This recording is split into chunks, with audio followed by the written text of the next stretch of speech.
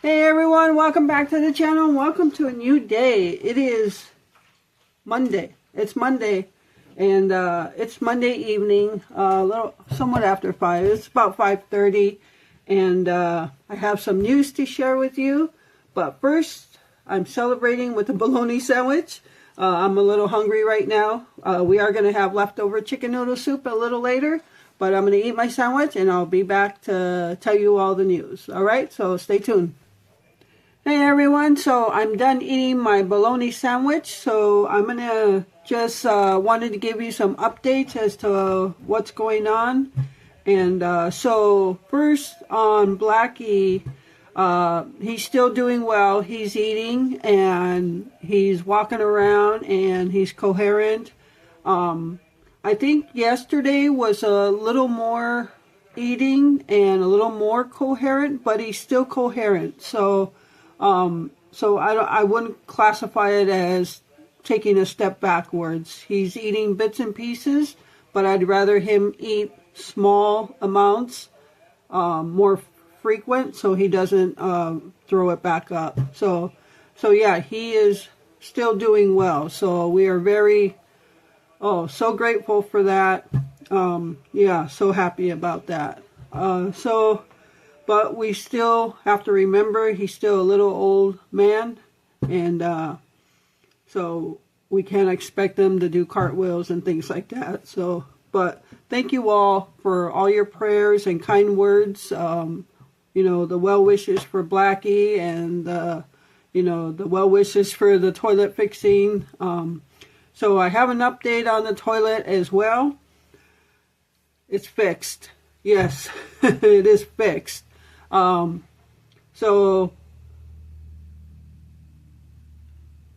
almost is a reason why today was a holiday. Besides the obvious, it was Martin Luther King Day.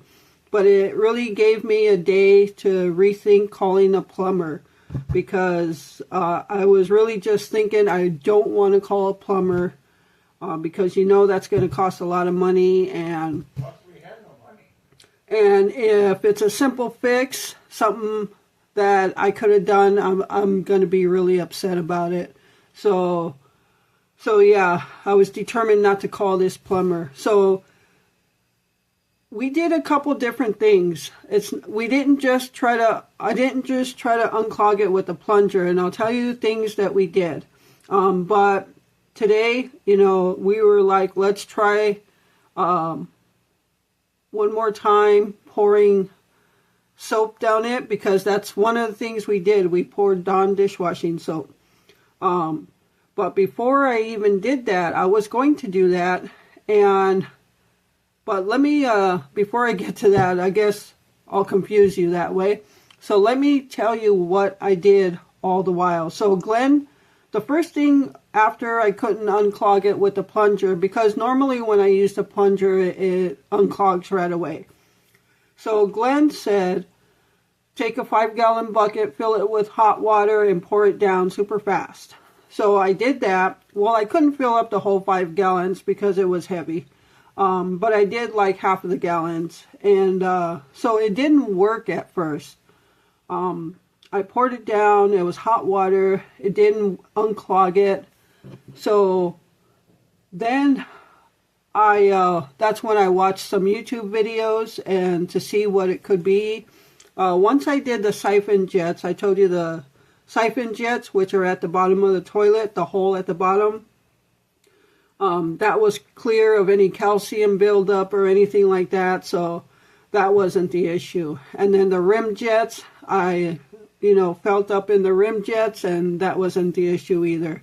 Everything was pretty clean with that, no calcium buildup. So I poured some Dawn dishwashing after watching the videos. I poured Dawn dishwashing soap in the water, the hot water, and I poured it down again, and we let it sit for a while, but it still didn't work. So I don't know if it was Friday or Saturday, after watching numerous videos, I poured Dawn dishwashing soap in a 1-cup measuring cup, and I poured it in the toilet itself. I let it sit for, what was it, like an hour, babe? Hour, a little better. Yeah, an hour or maybe even a little more. So we let it sit, and it still didn't unclog it. And then I did the 5-gallon bucket of hot water again. Still didn't unclog it. So that's when I said I conceded defeat to the DIY fix. And so we sat, and Saturday went by, Sunday went by, and I hadn't worked on it on Sunday at all. I was like, I'm done. And so then today came around, and it was like it was almost like there was a reason today was a holiday, because it made me think that there's no way I want us to call a plumber. Neither one of us wanted to call a plumber. So that's when Glenn said, let's try the soap thing right away, or again. And so I was going to do that, but I wanted to empty out or clear out the toilet. So I went and filled up the 5-gallon bucket of water again, but I probably put like 3 gallons of hot water in there. And then I just poured it down super fast down the toilet. And this was earlier today, right before I ate my bologna sandwich. So I just poured that down hot water, and all of a sudden, all of it started draining out super fast. And I'm all, what? No way. I was so happy to see that. You wouldn't believe how happy I was. And I was just like, oh, no way. I yelled out to Glenn, it worked. So after it drained out, I flushed the I wanted to go flush the toilet just to make sure it worked, because I was going to be highly disappointed if when I flushed the toilet it didn't drain again. So I flushed it, and there it went. It worked. It worked. We had a normal working toilet. So I was so ecstatic. I was doing the happy dance. I was flexing my muscles. And yeah, I was determined to do this DIY fix without calling a plumber, because that would have just cost way too much money. So yeah, I went in the room, told Glenn, it worked. And I was all happy, and such relief came over me, and it was just like, as much as I felt defeated Friday and Saturday, it was a total opposite, and I was that happy today when I saw it worked. And we're thinking the Dawn dishwashing soap, that it took maybe that much longer to really soothe the walls of the pipes out, and allowing whatever was clogged up to move along the pipes, because it just worked so smooth earlier today, just out of the blue. So yeah, that's what we did. We put some Dawn dishwashing soap, filled up a 5-gallon bucket of hot water, poured it down, and yeah, it worked amazing. So yeah, if it's not a clog, a lot of times it could be like calcium buildup in those areas, like the siphon jet, the rim jets. Another thing with the toilets is, and just to be clear, we're in the city, so we're on city sewer. We don't have our own septic tank or anything like that. But one thing we had with our toilet, that is, when we flushed, we always had to hold that toggle down for it to flush. We couldn't just flush and let it go. So in this fix, DIY fix that I was trying to do here, one of the videos said you could pour vinegar down the overflow tube inside the tank, because there could be calcium buildup in that, but that's a whole separate thing than the water in the toilet. So that didn't have anything to do with unclogging the toilet, but it did help our issue with having to hold the toggle down when we flush the toilet. So that vinegar breaks up like the calcium buildup in there, and when I flushed it, I didn't have to hold it down, and I flushed it like 3 or 4 more times to make sure we don't have to hold the toggle down.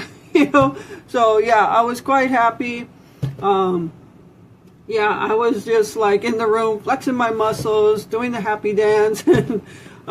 So as bad of a weekend as we had, well, I can't say it was all bad like with Blackie, but as bad as it started with Blackie and the toilet on Friday and Saturday, is as good as it ended between Sunday and Monday. So Blackie was on his road to recovery Sunday and is still continuing to recover and eat and all that stuff. He meows, he walks over to me, and so yeah, and that's it. That's our update on Blackie and the toilet issue. So it's not just the plunger that I tried. I tried different things with the 5-gallon bucket of hot water, the Dawn dishwashing soap, the vinegar in the overflow tube, and by watching the videos, I actually learned what some of these parts were in the toilet. So so this is my second DIY fix of a household item since we became homeowners, and that's the scary thing about being a homeowner is you either have to fix it up yourself, or you're going to have to pay to get it fixed. And as renters, if something breaks, you call the landlord. But as homeowners, yeah, it's you either pay somebody or you try to fix it yourself. So this is my second DIY fix. Second one, right, babe? Yeah, so my first one was a few years ago.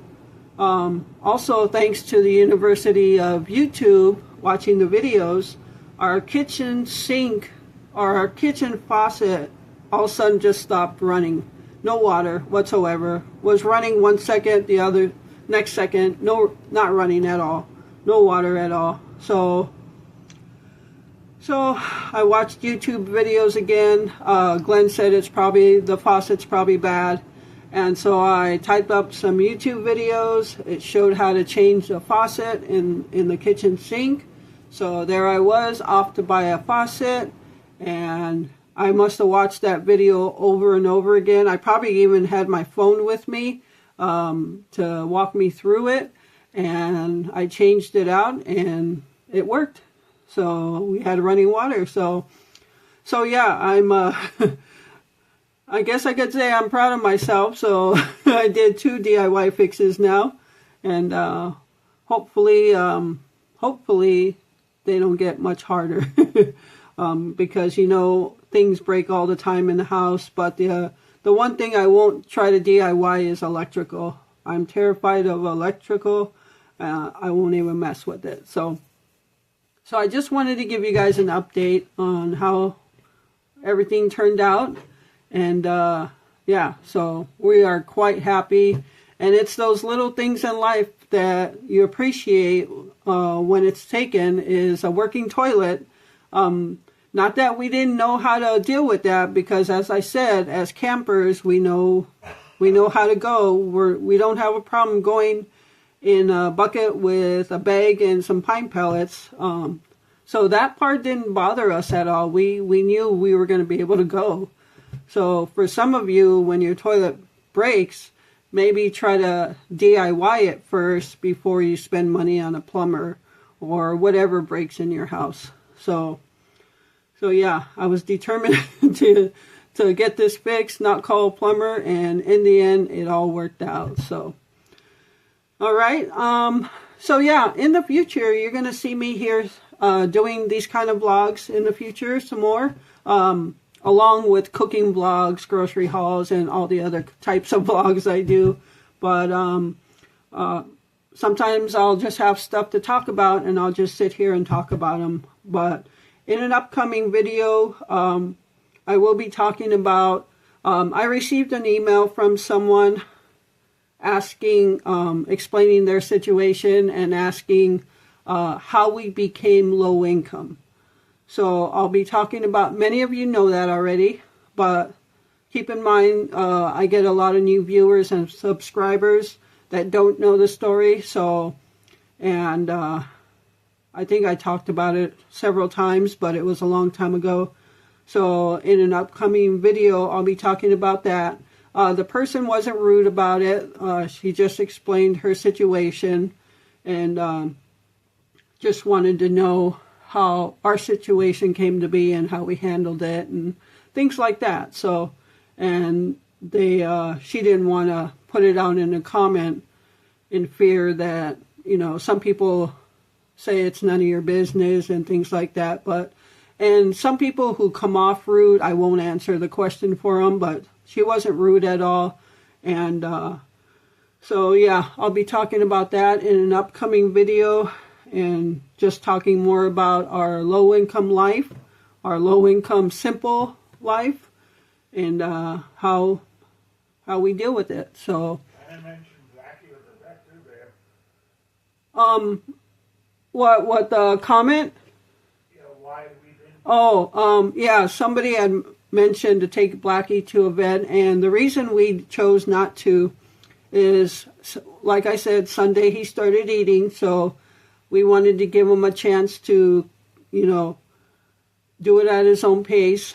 And we did, last time we took him to the vet, as I said in the other video, at his age, all we get is he's just an old cat. And then they just poke and prod at him, and we didn't want to put him under that stress at his age and at his, you know, he's so fragile right now. So we didn't want to put him through stress like that. And to pay somebody to tell us he's just an old cat, we weren't going to do that. We weren't going to pay somebody to say he's an old cat. We know he's an old cat. But Last time it cost us $400. yeah, last time we took him, a year ago almost, we paid somebody $400 to tell us he's an old cat. So we It could have been up to $1,200.